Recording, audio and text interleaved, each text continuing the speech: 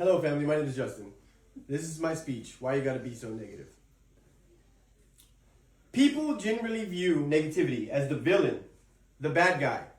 Nobody wants anything to do with negativity. However, today I want to show negativity in a different light. I want to prove to you guys that not only is negativity completely misunderstood, but it has a much needed purpose. And to do that, it would be extremely easy if I made sure everybody here had an advanced degree in physics. It would probably be even more helpful if I had an advanced degree in physics. But no, I'm just a dummy. But here's the thing, you're going to learn something from me today. So this TV, this air conditioner that I'm enjoying, none of that would be possible without negativity. Because an electron is a negatively charged particle. And it's what makes electricity work. Without it, we wouldn't have any cell phones, we don't have tablets, we don't have laptops, electronic vehicles. None of that would be possible without this negatively charged particle.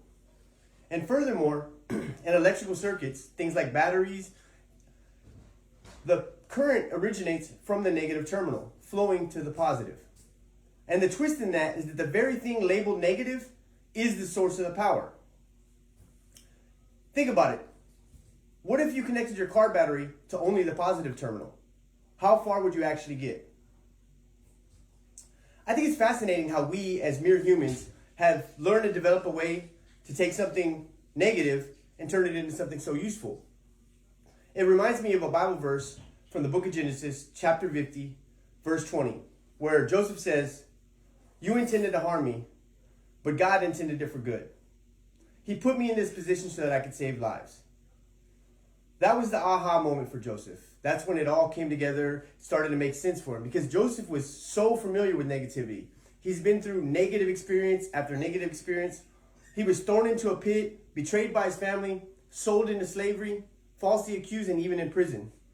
And even through all that, God was able to turn it around. Every negative experience was simply a connection into which something greater was being powered. Because without being betrayed by his family, he would have never met Potiphar. Without being falsely accused, he would have never been in the position where he could interpret the Pharaoh's dreams, which led him to be the Pharaoh's right-hand man. And God was with him the whole time, and he had his doubts, and he had these bad things going on, but God was there and able to turn it around. So I'll leave you with this.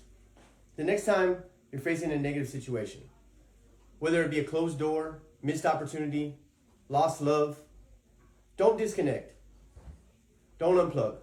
What if it's just your negative terminal being connected to a current that will generate positive change? But why? Because strength doesn't come without resistance. Strength doesn't come without the pushing, the pulling, the tugging, the ripping. All that is required for strength to happen. And faith isn't formed in comfort. Faith can only be forged in the struggle. Thank you.